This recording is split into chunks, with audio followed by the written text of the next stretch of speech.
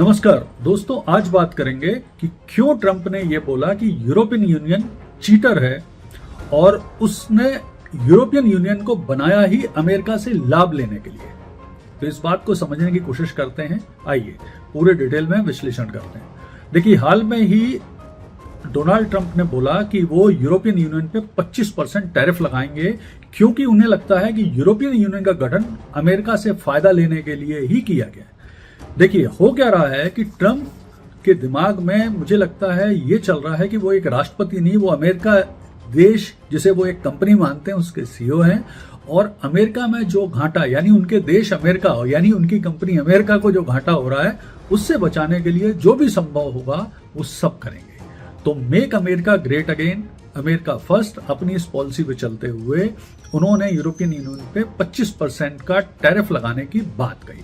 और उसी दौरान ये उन्होंने कहा कि अमेरिका के खिलाफ ही यूरोपियन यूनियन का गठन किया गया है और ये अमेरिका को चीट कर रहे हैं। तो आखिर ये विवाद क्या है, इसे समझते हैं।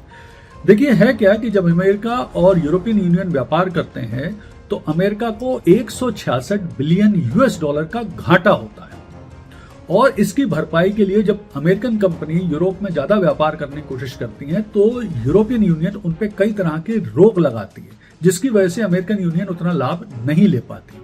हालांकि इसके काउंटर में जो फ्रांस के राष्ट्रपति हैं मैक्रो, उन्होंने कहा कि यूरोपियन यूनियन से जो अमेरिका की डिजिटल कंपनियां हैं वो बहुत लाभ कमा रही हैं, तो अमेरिका इस लाभ को भी अपने व्यापार में क्यों नहीं जोड़ता है।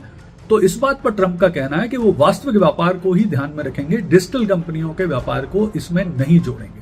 तो प्रमुख रूप से जो घाटा है अमेरिका को यूरोपियन यूनियन से व्यापार करने में, वो लगभग 166 बिलियन यूएस डॉलर का घाटा है। अब देखिए, जब ये विवाद आगे बढ़ेगा तो अब ट्रंप क्या करेंगे।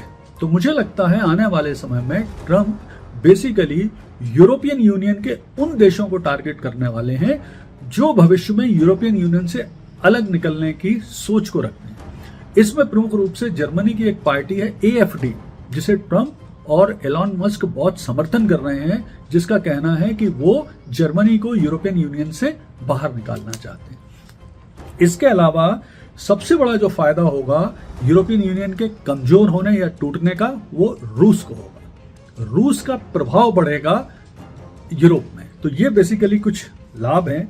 इसके बाद जो टैरिफ है, तो यूरोपियन यूनियन ने भी बोला है कि अगर अमेरिका उन पर 25% टैरिफ लगाएगा तो बदले में यूरोपियन यूनियन भी अमेरिका पे टैरिफ लगाएगी।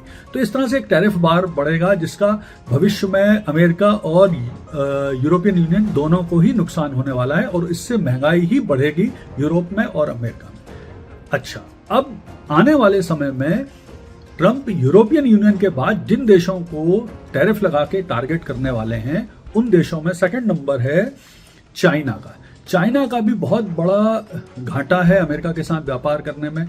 इसके अलावा जो आसियान देश हैं, आसियान के 10 देश हैं, वो भी जब अमेरिका के साथ व्यापार करते हैं तो अमेरिका को 183 बिलियन डॉलर का घाटा होता है। आसियान में प्रमुख रूप से इंडोनेशिया है, थाईलैंड है, फिलीपींस है, वियतनाम है, लागोस वगैरह ये कंट्री हैं। तो इनको भी अब भविष्य में अमेरिका टारगेट करेगा। इसके अलावा जापान, कोरिया और भारत को भी टारगेट अमेरिका करने वाला है, क्योंकि इन सब देशों से अमेरिका को व्यापार में घाटा होता है।